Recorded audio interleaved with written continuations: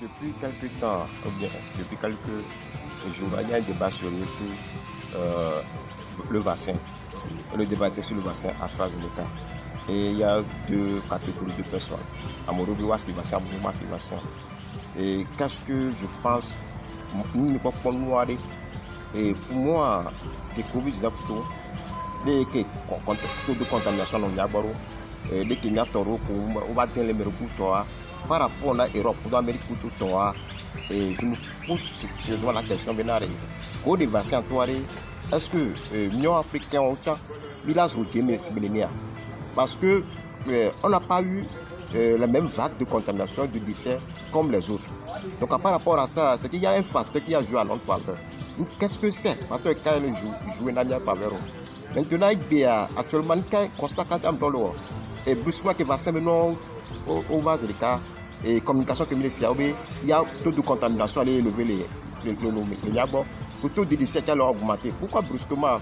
C'est avec le vaccin et il observe une augmentation. Est-ce que c'est une communication pour pousser les gens à se faire vacciner? Ou observation comme il pour la société, personnellement, et depuis un certain temps, je constate un relâchement par rapport aux mesures barrières et qui est traité dans et mis des problèmes de rhume pour le taureau. Parce que ça, c'est Covid-19, la première chacun est engagé dans un mouvement de trouver des remèdes pour le renforcement du système immunitaire. Et de temps en temps, mise en gingembre, mise en ayo, mise en plomb, mise en miel, mise en citron, mise en atémésia, mais actuellement, je pense que maintenant, il y a des relâchements jusqu'à tout ce niveau, même boiter les caches, les coups de temps, il y a classé les ballons.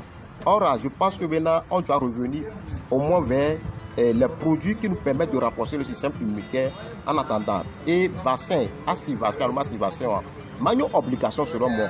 Et il faut aller se vacciner ou ne pas aller se vacciner. Mais ça doit revenir d'une volonté personnelle. Et pour moi, la question des vaccins pose sur le problème sur le système de santé dans le pays.